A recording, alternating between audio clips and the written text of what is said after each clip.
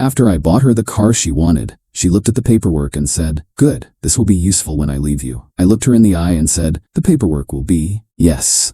Then I showed her the fine print on the loan agreement I had her sign, making her 100% liable for all payments. The dealership repossessed the car in 3 months. So here's the thing about me. I'm a planner. I'm not exciting. I don't make spontaneous decisions. I'm the guy who has a 5-year financial plan, who contributes the maximum to his 401k, and who thinks a wild Friday night is getting a pizza and rebalancing my investment portfolio. I find comfort in stability. I spent my 20s living like a monk to save up and build a secure life for myself. My girlfriend Ashley was the complete opposite. She was all about the now. She lived for the brunch photo, the designer handbag, the weekend getaway. I thought we balanced each other out.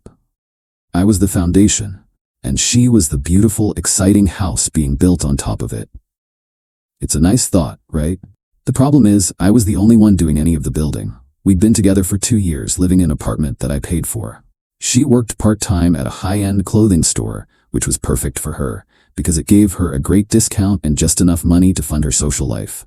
I handled the rent, the bills, the future. I didn't mind, honestly. I loved her, and I thought we were a team heading in the same direction. I was just the one driving the bus while she was in the back, taking selfies. The trouble started with her car. Her old beater finally gave up the ghost, and suddenly getting a new car became her singular obsession. And she didn't just want a car. She wanted the car.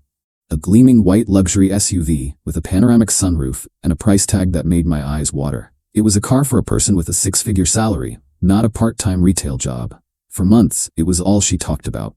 She would leave browser tabs open on my laptop showing the car's specs. She would point them out on the street. "Isn't that our car, babe?" she'd say. It was never my car. It was always our car. I'm not a fool. I knew buying that car was a terrible financial decision, but she was relentless. It became the measure of my love for her. If I really loved her, I would find a way. If I didn't, I was being cheap and unsupportive. I was tired of the constant pressure, the subtle guilt trips, the pouting. So I finally gave in. But I wasn't going to do it stupidly. If she wanted to live the life of a high-earning adult, she was going to have to take on some of the responsibility. Her credit was terrible.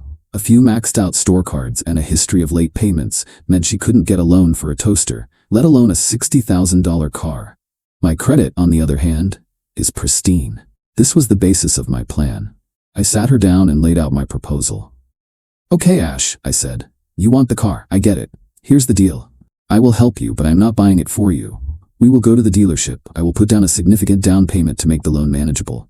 But the loan itself has to be in your name. You will be the sole borrower.